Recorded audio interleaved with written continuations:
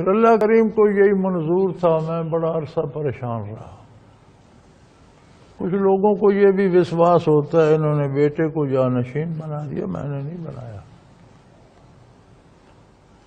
جمعہ ہے، مبارک دن ہے، نبی کریم صلی اللہ علیہ وسلم کا منبر ہے، اللہ کی مسجد ہے، اللہ کا گھر ہے، میں بتا رہا ہوں میں نے نہیں بنایا۔ میں تو پوری جماعت میں تلاش کرتا رہا، مجھے ایک فکر رہتی تھی کہ زندگی تو کسی وقت بھی ختم ہو سکتی ہے، آگے اسے چلائے گا کون؟ بلکہ میں نے اپنے طور پر کئی ساتھی مارک بھی کیے، بتایا نہیں کسی کو، دل میں تھا کہ ہو سکتا ہے یہ چلا لے، لیکن پھر جب دیکھا تو دیکھا کہ نہیں، اس کی کیپیسٹی تو نہیں بنتی، یہ تو کمزوری دکھا جاتا ہے، یہاں تو بڑا مستقل مزاج بندہ چاہیے۔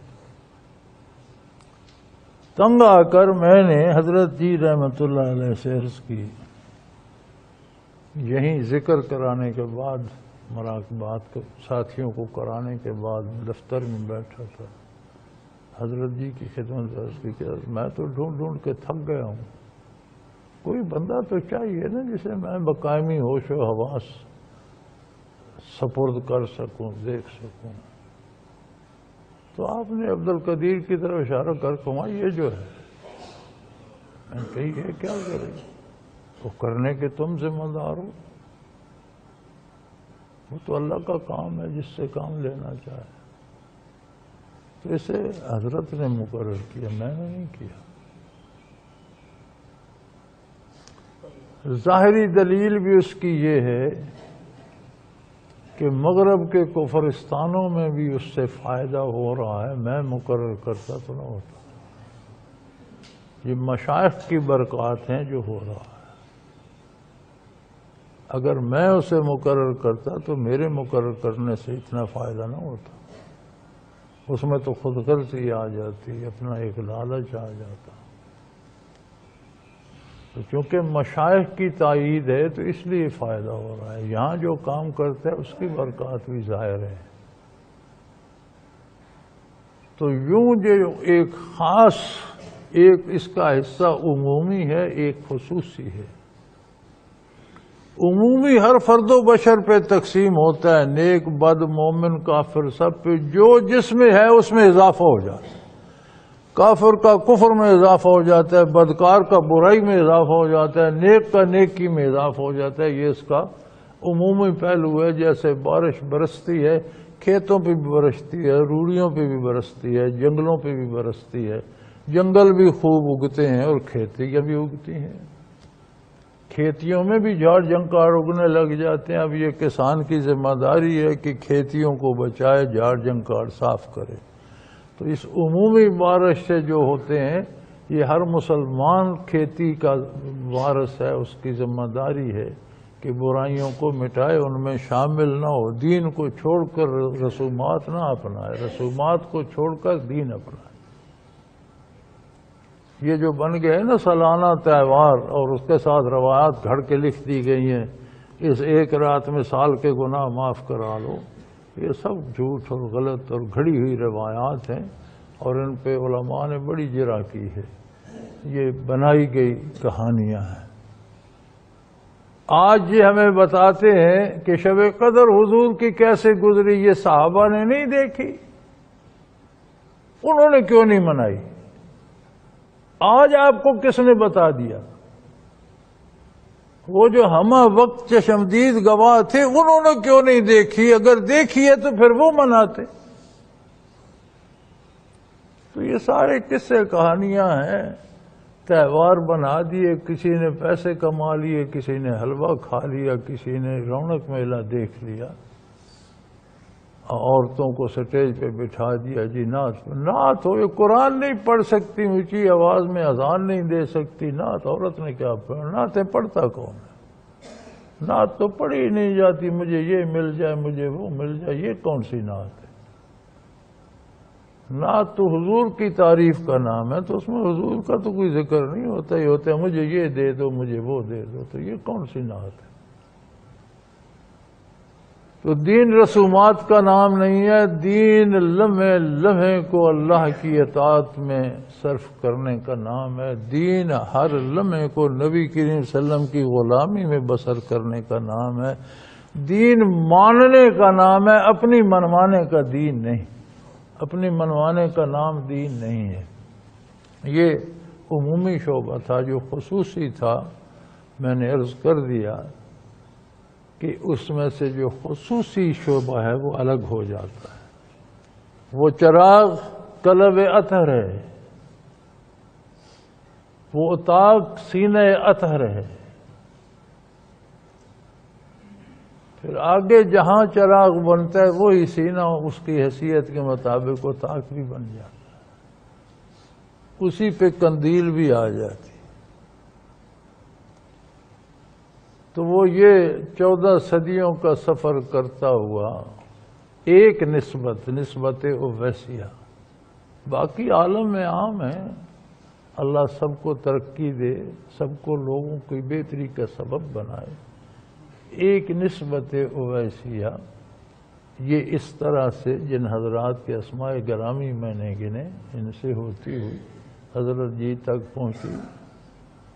آگے اللہ کریم نے مجھ خطا کار سے یہ ذمہ داری لینی تھی، اس کا کرم ہے، ان کا کرم تو ان کا کرم ہے، ان کے کرم کی بات نہ پوچھو۔ اس نے نواز دیا، وہ قبول فرمائے، خامیوں، کمزوریوں، کوتاہیوں، گناہوں کے باوجود اس نے عطا کر دیا۔ اپنی سی کوشش لگے ہوئے ہیں، وہ قبول فرمائے، خطاؤں سے درگزر فرمائے، بھول چوک معاف کرے، محنت قبول کرے، اور آگے وہی چراغ عبد القدیر کے سینے میں روشن ہے۔ آگے کہاں ہوگا یہ میرا مسئلہ نہیں ہے، یہ اس کا مسئلہ ہے، جب اس کی باری آئے گی تو سوچتا رہے گا۔ ہم پرائے بارے میں کیوں سوچتے؟ اپنے پورے نہیں ہوتے، پرائی فکر کرنے کی کیا ضرورت ہے؟ جو اپنی ذمہ داری ہے وہاں تک فکر کو محدود رکھنا ہے۔ ہمارے پتہ ہے مسائل کیا ہیں، وہ فلاں کیا کرے گا، فلاں کیا کرے، اپنا کسی کا مسئلہ ہی نہیں ہوتا، ادھر ادھر سوچ سوچ کر پریشان ہو۔ بھائی اپنا کام کرو۔ ہماری اپنی جہاں تک فکر تھی ہم نے کی، کوشش کی، حضرت نے وہ مصیبت حل کر دی، مسئلہ ہے۔ اب آگے کیا ہوگا اس کی ہمیں کیا ضرورت ہے؟ وہ آگے آئے گا، وہ خود سوچتا رہے گا، اس کی باری آئے گی تو وہ دیکھ لے گا، ہمیں کیا۔ اپنی نوکری نبھ جائے، اپنی غلامی قبول ہو جائے، اپنی محنت کے نعرے لگ جائے، اس سے بڑی کیا بات ہے۔ اور یہ سلسلہ جب تک یہ عالم قائم ہے قائم رہے گا۔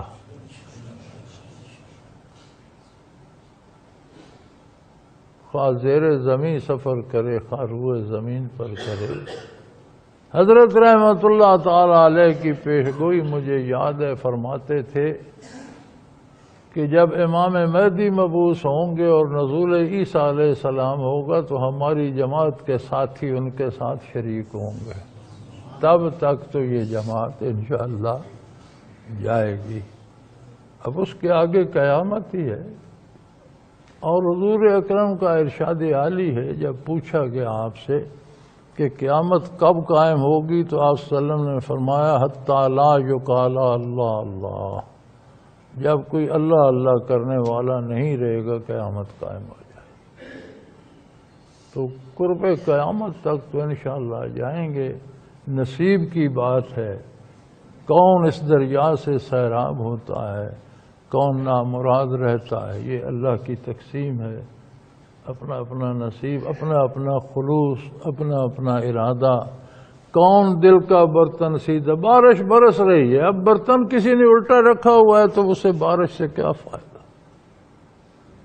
کون دل کا پیالہ سیدھا رکھتا ہے، کون کتنے امارات، کون اس دامن کو بڑھایا بھی جا سکتا ہے۔ تو ہی ناداں چند کلیوں پر قناعت کر گیا، تو ہی ناداں چند کلیوں پر قناعت کر گیا، ورنہ گلشن میں علاج تنگی داماں بھی ہے۔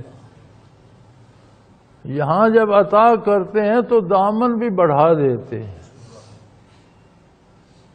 ہمارا تو حال یہ ہے نا کہ ایک ساتھی کے بارے وہ جی مجھے تو مراقبات ہو گئے، میری روحانی بیعت بھی ہوگی، اب مجھے کیا چاہیے، میں محنت کیوں کروں؟ خدا کے بندے تمہیں گاڑیاں مل جائیں، مربع زمینیں جائیدادیں مل جائیں، کوٹھیاں کاریں مل جائیں، پھر آپ کہتے ہو اور چاہیے۔ دنیا میں تو اور سے اور چاہیے، اور دین میں بس گزارا ہو گیا، ٹھیک ہے۔ دنیا میں کیوں نہیں کرتے ہو کہ دال روٹی تو امریکہ جانے کی کیا ضرورت ہے؟ دال روٹی تو گھر میں ملتی ہے، دبئی جانے کی کیا ضرورت ہے؟ کیوں بھاگ جاتے ہو اور زیادہ کمانے کے لیے؟ اور دین میں کہتے ہو یہ لطائف تو ہو گئے، اب کافی ہیں، مجھے اور کیا ضرورت ہے؟ ارے دنیا کا لالچ چھوڑو، لالچ دین میں کرو۔ فی ذالک فلیتنافس المتنافسون۔ جس نے لالچ ہی کرنا ہے وہ جنت کا کرے، آخرت کا کرے، نجات کا کرے۔ اگر لالچ ہی کرنا ہے تو پھر دنیا کے لالچ کا کیا فائدہ؟ یہ تو چھن جائے گی، رہ جائے گی، اس کا کیا فائدہ؟ تو یہ اس کا آخری شعبہ اس دن رہ گیا تھا، اس پہ گھنٹہ اور لگنا تھا۔ تو الحمدللہ یہ آپ کی امانت تھی، ساتھیوں کی، احباب کی، عامۃ المسلمین کی، الحمدللہ آپ تک پہنچی۔ اللہ کریم قبول فرمائے اور توفیق عمل عطا فرمائے۔ وآخر دعوانا ان الحمدللہ رب العالمین۔